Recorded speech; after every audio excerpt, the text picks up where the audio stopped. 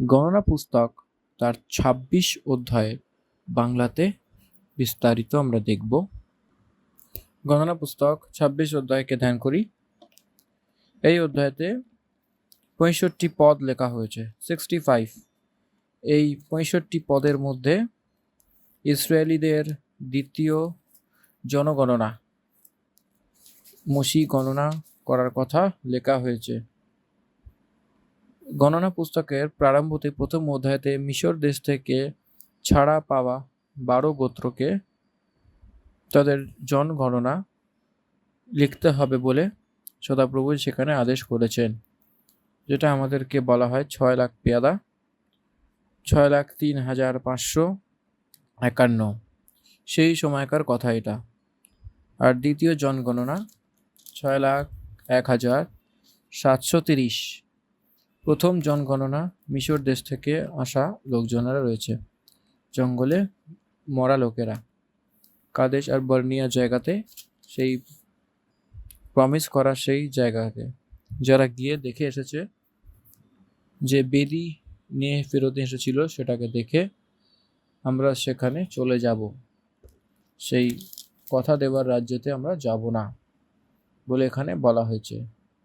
সদাপ্রভু ৪০ দিন তাদেরকে বেদি করে সেই জায়গাকে দেখে আসতে বলেছিলেন, আর ফেরত এসে তারা যা রিপোর্ট দিয়েছিল সেই অনুসারে পরমেশ্বর ৪০ দিন তারা বেদি রূপে গেছিল। তো ৪০ বছর অবধি তারা ঘুরে ফিরে এখানে মারা যাবে বলে ঈশ্বর সেখানে প্রফেসি করেছিলেন। আপনার প্রজন্মকে, নেক্সট জেনারেশনকে, আসার প্রজন্মকে আমি আমার প্রমিস অনুসারে তাদেরকে কানান দেশে পৌঁছাবো বলে বলেছিল। এই রূপে যদি আমরা ধ্যান দিই তো প্রথম প্রজন্মের জনগণনা এক কালিব আর যেহোশুকে ছেড়ে বাকি সবাই জঙ্গলেই মারা গেছিল। আর যারা মারা গেছিল তাদের মধ্যে থেকে যে জন্মেছিল সেই বাচ্চাদেরকে পরমেশ্বর ৬,০১,৭৩০ লোকদেরকে সদাপ্রভু আবিষ্কার করেছিল, আর এই লোকদের কানান দেশ পৌঁছে দিয়েছিল। ধ্যান দেবেন, প্রথমে যে প্রজন্ম ছিল জনসংখ্যা, সেখানে ৩০ বছর থেকে ওপরের লোকেরা গণনা করা হয়েছিল। ২০ বছরের উপরে যে ইসরায়েলীদেরকে গণনা করা হয়েছিল, সেই লোকদেরকে ১২ গোত্রের লোকদেরকে গণনা করা হয়েছিল। লেবীদের গোত্রকে গণনা করা হয়নি।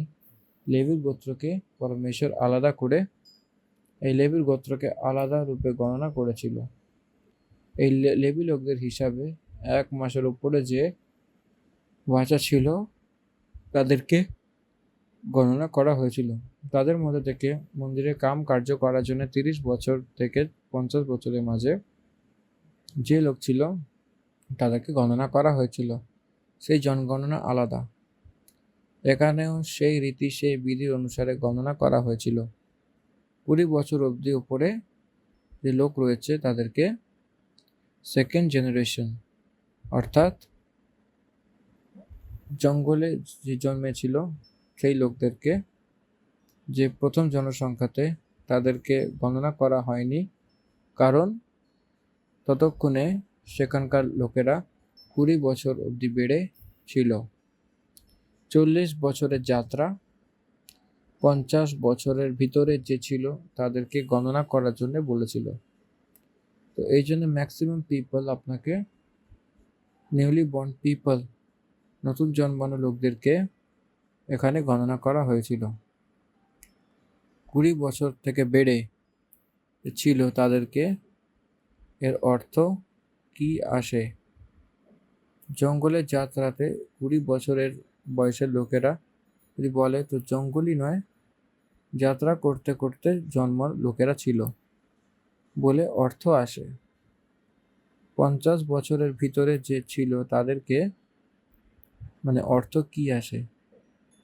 যে প্রারম্ভতে মিশর থেকে বেরিয়ে সেই সময় ১০ বছরের ছিল, সেই ১০ বছরের ভিতরে যে ছিল সেখানে কাউন্ট করা হয়েছিল, নয়তো কাউন্ট করা যাবে না। এই জন্য most of the people in generation তারপরে গণনা করতে হবে বলে পরমেশ্বর মসিকে আজ্ঞা দিয়েছিল। সে 26 অধ্যায়তে সম্ভব হয়েছিল। এই কথাটা 12 গোত্রতে গণনা এখন আমরা পড়তে যাচ্ছি। সিম্পল, এটাকে শুধু পড়ে নেব, এতে মেসেজ সেরকম কিছু থাকবে না। এতে আমরা কোনো রীতির মেসেজ থাকে না। আমরা এটাতে কেবল এটাই দেখব যে কোন কোন গোত্রতে কত লোক রয়েছে, সেটা দেখতে হবে। তারপরে প্রথম যে জনতা সংখ্যা আর অন্য জনতার যে সংখ্যা রয়েছে, সে কতজন বড় কতজন ছোট, এই ক্যালকুলেশন স্ট্যাটাস আমরা দেখতে পাবো। তারপরে প্রত্যেক সন্দেশ এই অধ্যায়তে কিছুই নেই।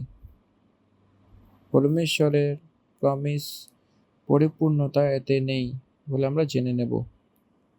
আদি পুস্তক 15 অধ্যায়তে আব্রাহাম থেকে পরমেশ্বর বলেছিল, তোমার সন্তান পরদেশীতে গোলামি হয়ে থাকবে 400 বছর, সেখান থেকে তারা ধনবান হয়ে আসবে বলে বলেছিল। যাকুব তার পুত্র ও তার নাতি নিয়ে বেরিয়েছিল আর মিশরে গেছিল, কানান থেকে নিয়ে গেছিল মিশর দেশে। তারা সেখানে থাকবার মতো যাকুব আর ইউসুফের সঙ্গে সব পরিবার যাকুবের পরিবারকে গণনা করেছিল 70 লোক। 12 পুত্র লোক ছিল আর তার পোতা ছিল, আর সেখান থেকে কুল মিলিয়ে 7 লোক ছিল। আর এখানে যাকুব থেকে মিলিয়ে সেই এফরাইম আর মনুষ্য এই শব্দকে মিলিয়ে 70 লোক ছিল। 70 পুরুষ ছিল, 70 পুরুষ মিশরে ছিল। তাদের যাওয়ার পরেই তাদের প্রজন্ম, চতুর্থ প্রজন্ম আসতেই সেখানে আমাদেরকে অনেক স্পষ্ট রূপে 6,551 জন, 6,03,550 জন পুরুষ দেখা যায়। তো অনেক বিস্তার রূপে জনতা বড় বলে মিশরকে চিনতে চিনতে ধনবান হয়ে আসবে। এটা পুরো আমরা নির্গমনের পুস্তকে লেখা হয়েছে। তো আমি এখন প্রথম পদ থেকে 65 পদ অব্দি ভার্স বাই ভার্স পড়ব। এখানে এটা অনেক অ্যাটেনশন দ্বারা শুনবেন। মরক থেমে যাওয়ার পরে সদাপ্রভু মসীয় পুরোহিত হারনের ছেলে ইসরায়েলকে বললেন, ইসরায়েলের মধ্যে যাদের বয়স 20 বা তার বেশি, অর্থাৎ তারা যুদ্ধ যাবার মতো হয়েছে, পরিবার অনুসারে তাদের সংখ্যা গণনা করো। কাজেই জিরিহোর উল্টো দিকে জর্দন নদীর ধারে মোয়াবের যে সমভূমি আছে, সেখানে পুরোহিত ইসরায়েল ও মসজিদ নেতাদের বললেন, সদাপ্রভু মসিকে যে আদেশ দিয়েছেন সেই অনুসারে তোমরা 20 বছর বা তার বেশি বয়সের পুরুষ লোকেদের গণনা করো। It's a team job.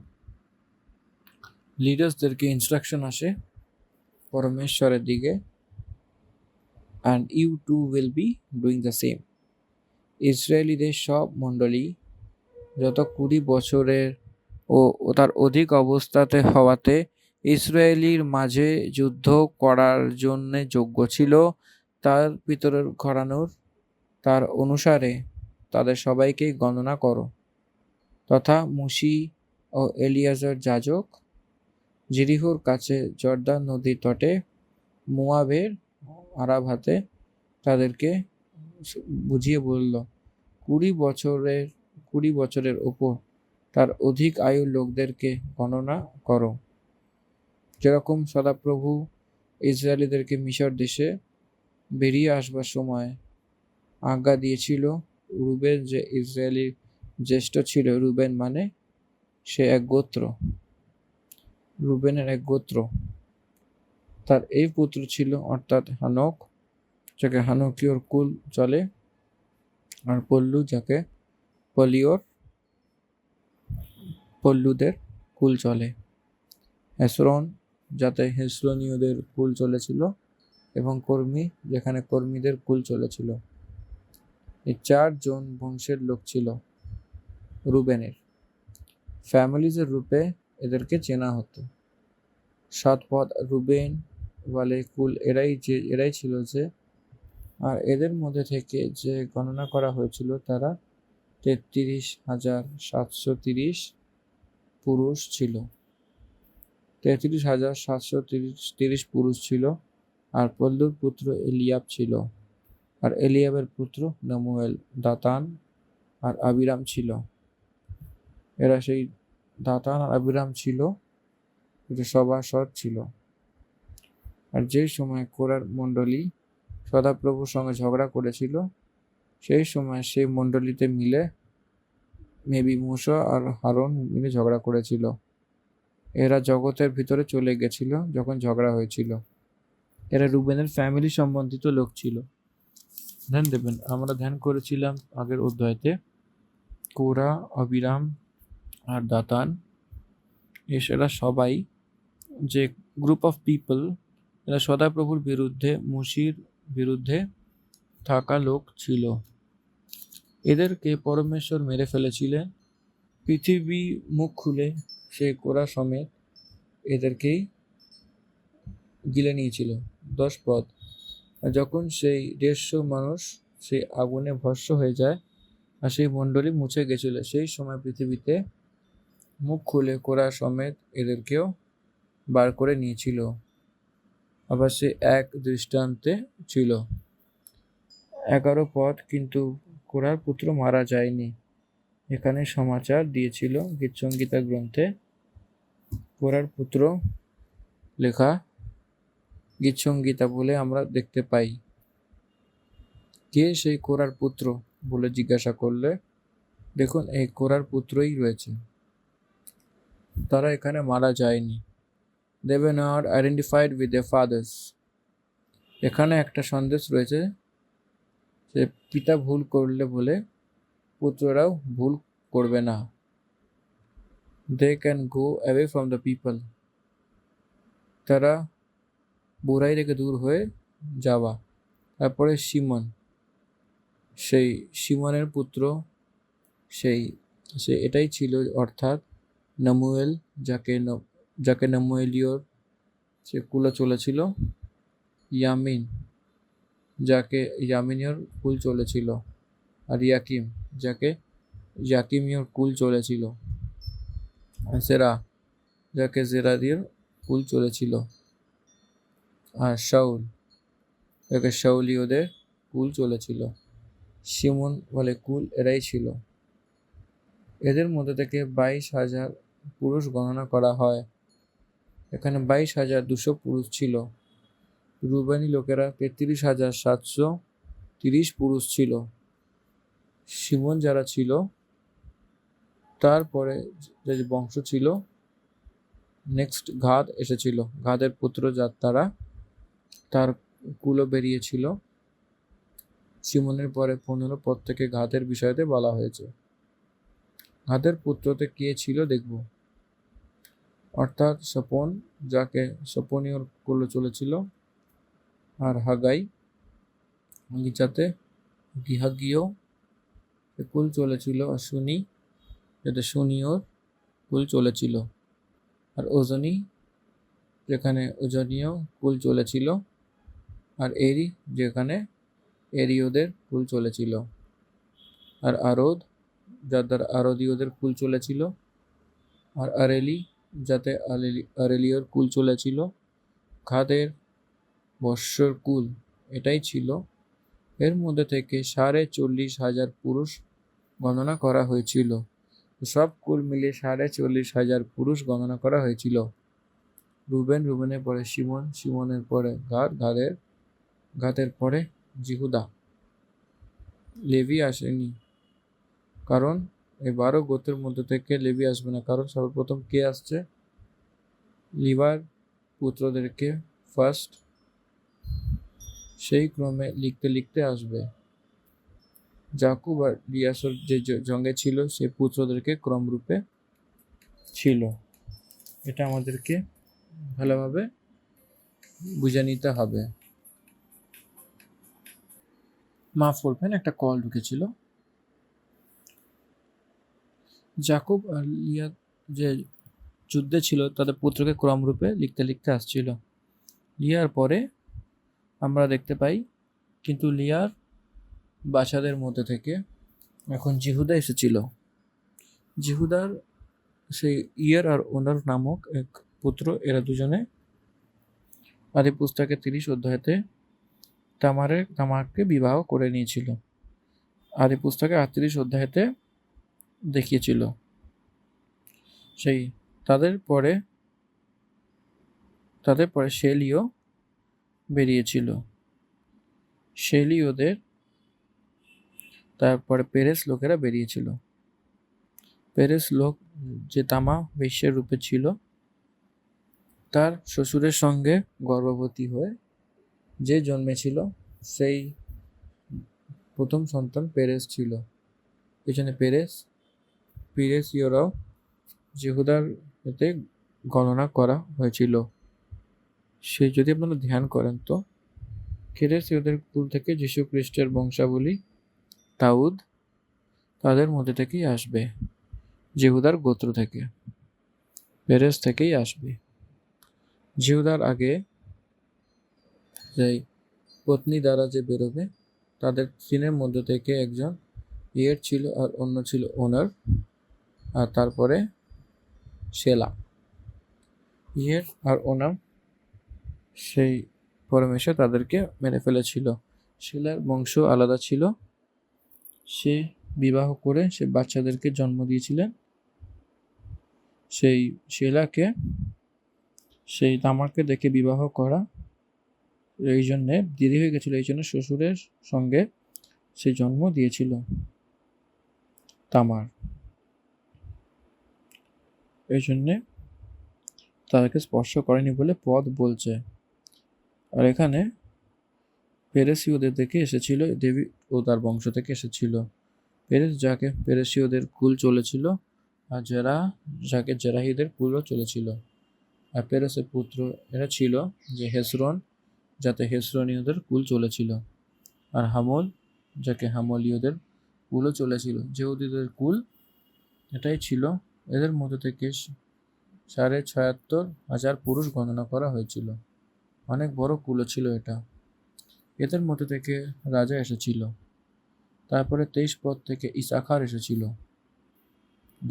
গাদের পরে জিহুদার পরে ইসাখারের পুত্র যার দ্বারা তাদের কুলও বেরিয়েছিল তারা এটাই ছিল, অর্থাৎ তোলা, যাকে তুলিওর কুল চলেছিল, আর যার দ্বারা ওয়াইয়োর কুল চলেছিল। আর জেসুবা, যাতে যিশুবীয়দের কুল চলেছিল। আর শিমরন, যার দ্বারা শিমরনীয়দের কুল চলেছিল। ইসাকারীয়দের কুল চলেছিল। এটাই ছিল। এদের মধ্যে থেকে 64,300 পুরুষ গণনা করা হয়েছিল। 4 কুল ইসাকারীয়দের কুলের লোক ছিল।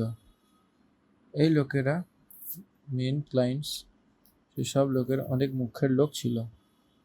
এক এক গোত্রের মধ্যে থেকে ইম্পর্টেন্ট পিপল ফ্যামিলিসের রূপে নিযুক্ত হয়েছিল। সেই ফ্যামিলিসরা আবার বিল্ড হতে হতে এসেছিল, সেই লোকদেরকে বিবাহ করতে করতে এসেছিল। এই সিস্টেম আমরা হিন্দুইজমেও দেখতে পাই। ভারত দেশে আমরা রয়েছি এই কারণে। ব্রাহ্মণদের মধ্যে হিন্দুইজমে গোত্র হিসাবে তাদেরকে কিছু কিছু গোত্র রয়েছে। ব্রাহ্মণদের মধ্যে, মানে ব্রাহ্মণ is a set of people, সেখানেও গোত্র রয়েছে। তাদের মধ্যেকেই ডিভিশনস রয়েছে, ফ্যামিলিজ, আলাদা আলাদা ফ্যামিলিজ, যেমন কাশ্যপ গোত্র, শাণ্ডিল্য গোত্র, সেভাবে সেই সিস্টেম এখানে জুইশদের মধ্যেও রয়েছে। এই কারণে আরিয়ানসের রূপে ইন্ডিয়ানসের বলা হয়, তারা ডেভিডস নয়। অরিজিনাল ইন্ডিয়ানস আর ব্রাহ্মণস, বাইরে থেকে যারা এসেছিল তারা ব্রাহ্মিনস বলা হয়।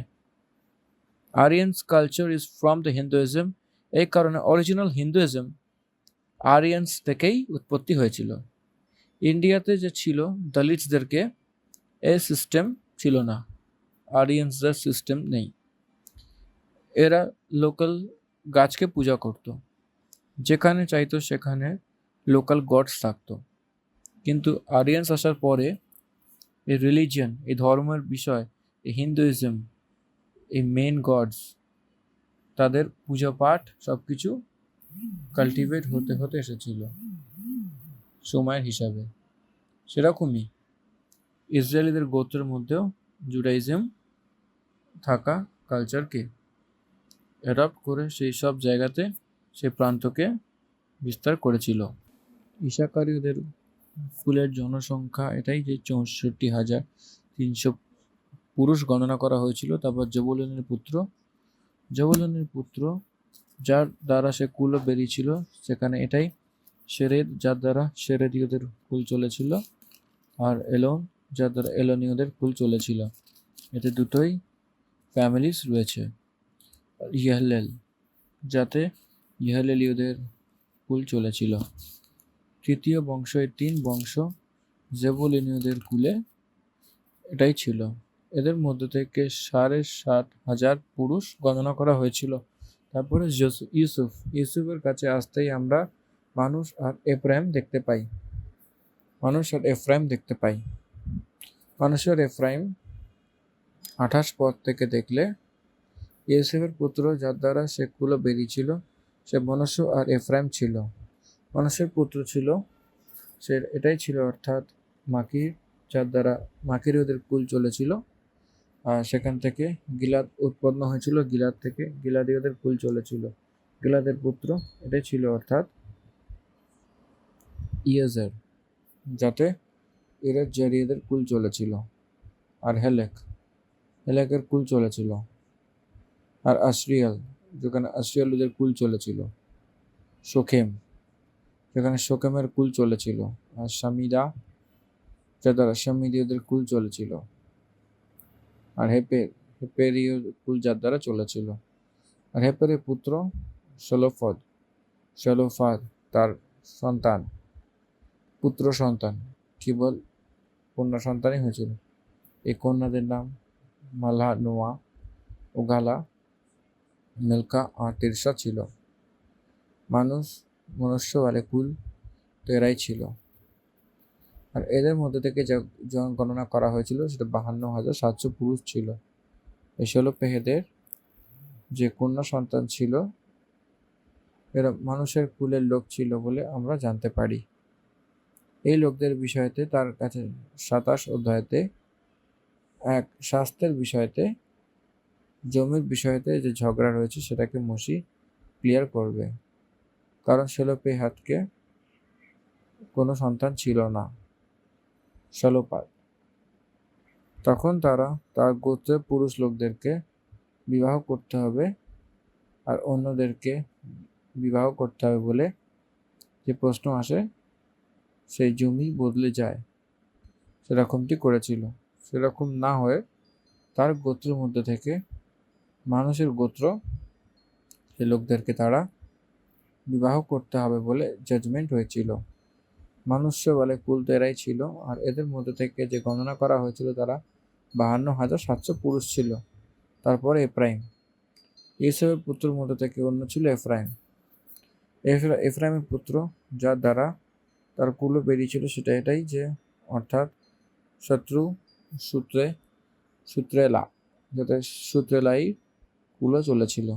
আর বেকের, যার দ্বারা বেকেরীয়দের কুল চলেছিল, যার দ্বারা তাহানীয়দের কুল চলেছিল। আর সুতেলার সেই কুল হয়েছিল, অর্থাৎ এরান আর এরানীয়দের কুলে চলেছিল। এপ্রানীয়দের কুল ছিল। এদের মধ্যে থেকে 32,500 পুরুষ গণনা করা হয়েছিল। সেই কুলের অনুসারে ইউসুফের বংশের লোকেরা এরাই ছিল। তারপরে বিনজামিন, ইউসুফের পরে 12 গোত্র বিনজামিন। যাকবের পুত্রের মধ্যে থেকে শেষ বিনজামিন ছিল। 38। বেঞ্জামিনের পুত্র যার দ্বারা তার কুল বেরিয়েছিল তারা এটাই, অর্থাৎ বেলা যাতে বেলিয়ের কুল চলেছিল, আর আশবেল যার দ্বারা আশবেলের কুল চলেছিল, আর আহিরাম আহিরামিদের কুল চলেছিল, আর শপুফম যার দ্বারা শপুফামিদের কুল চলেছিল, আর হুপাম যার দ্বারা হুপামিয়ের কুল চলেছিল। আর বেলার পুত্র অর্থাৎ নামান ছিল, তথা অর্থ দ্বারা অর্থীয়দের, নামান দ্বারা নামানীয়দের কুলও চলেছিল। এখানে 4+2 6 কুলও আমরা এখানেও দেখতে পাই। নিজের কুলের অনুসারে বেঞ্জামিন এগিয়ে ছিল, আর এদের মধ্যে থেকে যা গণনা করা হয়েছিল সে 45,600 পুরুষ। এর মধ্যে থেকে প্রথম স্ত্রী যে লিয়া ছিল, সে দ্বিতীয় পত্নী রাহেল ছিল, তাদের সন্তান চলে গেছিল। তারপরে দান যে পুত্র ছিল জাকুবের, সেই দান আর আশের এই দুজনের বংশের বিষয়তে দেখলে দান বংশ 42 পদ থেকে দেখা যাচ্ছে। 42 থেকে দেখি, দানের পুত্র যার দ্বারা সে কুলে বেরিয়েছিল এটাই ছিল, অর্থাৎ সুহাম যার দ্বারা সুহামীয়দের কুল চলেছিল, আর দানের কুল এটাই ছিল।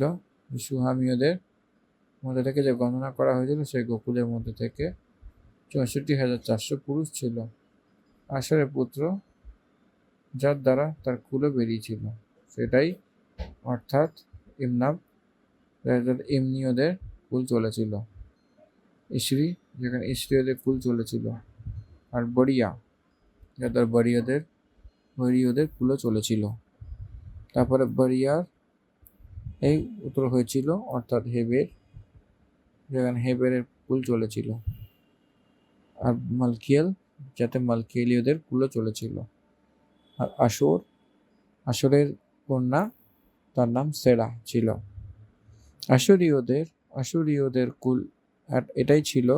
এদের মধ্যে থেকে 53,400 পুরুষ গণনা করা হয়েছিল। তারপরে নাপথালির এসেছিল। এই অর্ডারের রূপে ইসরায়েলীদেরকে দেওয়া হয়েছিল, এই অর্ডারে থাকতো, আর যে বড় এই অর্ডারে তারা থাকবে। প্রথমে কে জন্মেছে, দ্বিতীয় কে, তৃতীয় কে, কনফিউজ হওয়ার দরকার নেই। আপনি আদি পুস্তকের 29 অধ্যায়তে 20 অধ্যায় অব্দি যদি দেখেন, সেখানে আমরা একটা অর্ডার দেখতে পাই। প্রথমে 4 লোক কিভাবে জন্মাবে। প্রথম 4 লোক লিয়াকে যারা জন্মেছিল, রুবেন, শিমন, জিহুদা আর লেবি। তারপরে তার গর্ভ বন্ধ হওয়ার পরে তার দাসীকে জন্ম নেওয়ার পরে 2 জন তাদেরকে দেখে আমার দাসীর সঙ্গে যাও বলে রাহেল এসেছিল। রাহেলের দাসী বিলহার সঙ্গে গেছিল। তখন 2 জন জন্মগ্রহণ করেছিল। তখন অবধি 10 লোক ছিল। শেষে জাকুবের প্রিয় পত্নী সেই রাহেলের 2টো জন্মেছিল। আপনারা ধ্যান দেবেন এই পদ্ধতিতে। যদি আমরা দেখি, রাহেল জাকুবের সঙ্গে ঝগড়া করেছিল, সেই দাসী তার সঙ্গে গেছিল, তো জাকুব সে পুত্রকে দিয়েছিল।